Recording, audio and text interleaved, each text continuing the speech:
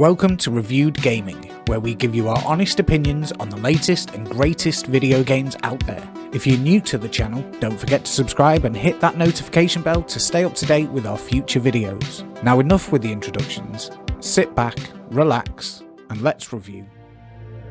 With the recently announced remake of Resident Evil 4 coming soon, we thought it was only right to review the most recent iteration of the game. That is Resident Evil 4 VR on the MetaQuest 2. Now, if you've never played the game before and are thinking of waiting for the remake, then you are missing out on one of the greatest games of all time. And not only that, it's fully playable in VR, and is something not to be missed. Welcome to Resident Evil 4. Resident Evil 4 redefined the series by completely overhauling everything you knew about Resident Evil so far. Gone have the classic 2D rendered set pieces and tank controls, and now you are introduced to the more modern, over-the-shoulder third-person camera with fully 3D rendered explorable areas, each with their own unique aesthetics to match. You play as Leon S. Kennedy, one of the original survivors of the Raccoon City outbreak. Now, working for the President of the United States, you receive intel telling you that someone who resembles the President's daughter has been spotted in a remote location somewhere in Europe, and it's up to you to go and investigate. This is where your mission begins. Without giving away too many spoilers for the game, the story of Resident Evil 4 takes place 6 years after the incident in Raccoon City, specifically the Resident Evil 2 game. And it's up to you to rescue the President's daughter Ashley from the new enemies that Resident Evil 4 introduces, the Ganados. These are the villagers of the local area, all of which have been injected with a parasite that takes control and possesses the host, causing them to become hostile and dangerous. The leader of the Ganados wants to do the same to Ashley and inject her with the same parasite as the villagers, and then send her back to America to cause chaos and destruction. So it's up to you to save Ashley and stop this from happening at any cost. Along your journey, you will meet up with a great cast of characters, both new and familiar, and in similar Resident Evil fashion, there are plenty of puzzles to solve, secrets to find, and hidden paths to explore. Let's get down to the gameplay. In short, Resident Evil 4 is an action-adventure horror, with exploration and small puzzles to solve, and whilst on your travels, you will come across many different enemy types that stand in your way, from regular villagers to gigantic trolls, and many, many more. Resident Evil 4 VR plays amazingly, from the way Leon handles, which I also have to mention has a plethora of comfort options to help you get the best experience possible, to the gunplay, being able to empty a clip, grab a new one, pop it in, and ready in the chamber feels great. But during a panic, this can become nerve-wracking, and you can find yourself scrambling around, forgetting where things are, and accidentally grabbing your grenade to somewhat mixed results. Every weapon feels unique, from the reloading and aiming to shooting, but you soon become accustomed to how each one handles and how best to use them during combat. But that's not everything. Leon is a fully kitted out operative, with everything from a handy knife to a grenade that can be quickly grabbed from his chest.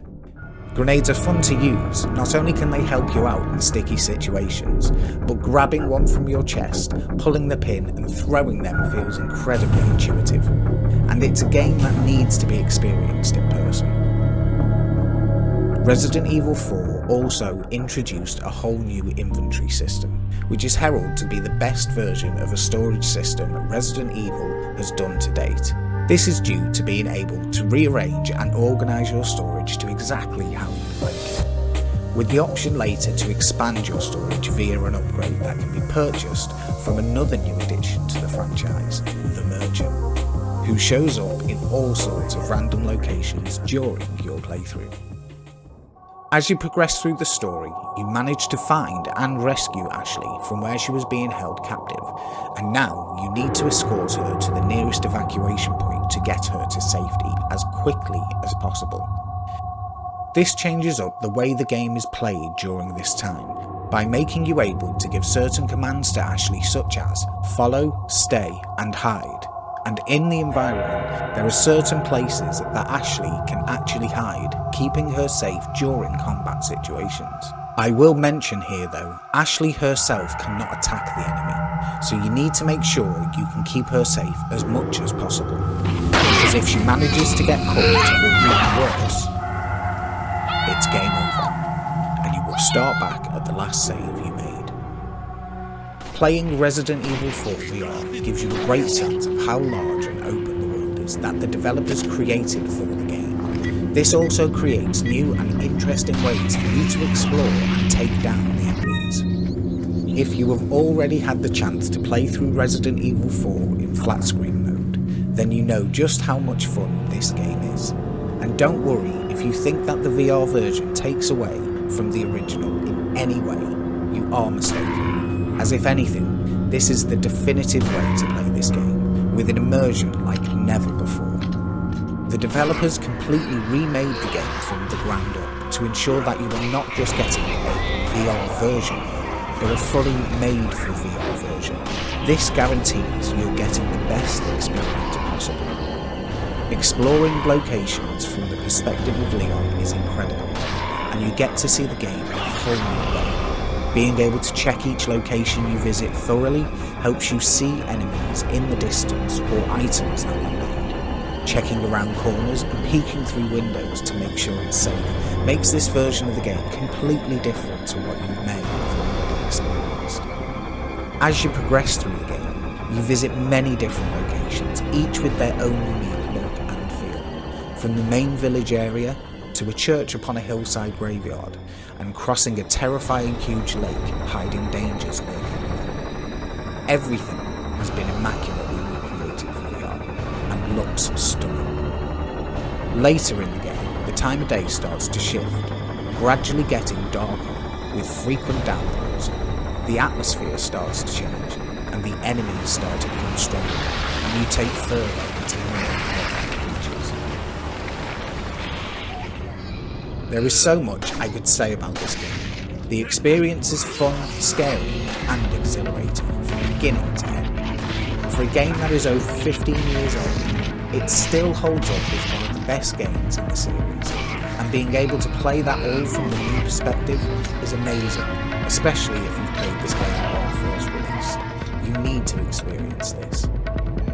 The game has so many amazing moments that I would love to show you, but I feel it would ruin the overall experience you will get the first time you play this. But I will show you some of the footage from the first boss that you encounter, giving you a brief look at what to expect.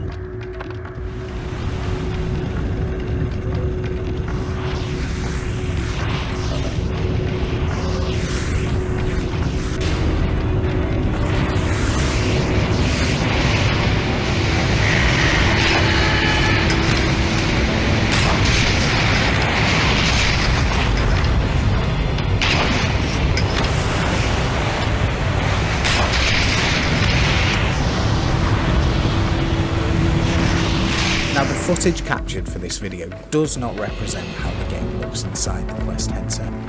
This is something you will need to see for yourself, because as soon as you put on the headset, you are transported straight into the world of Resident Evil 4. Resident Evil 4 is a must-have title for any Quest 2 user, and was for me a title that made me want to invest in the Quest 2 itself.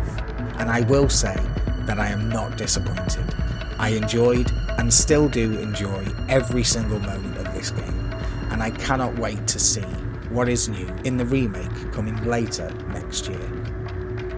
With that said, I hope you have enjoyed the video, and if you've made it this far, know that we love you here at Review Gaming. Subscribe to stay up to date with our future videos. Until next time.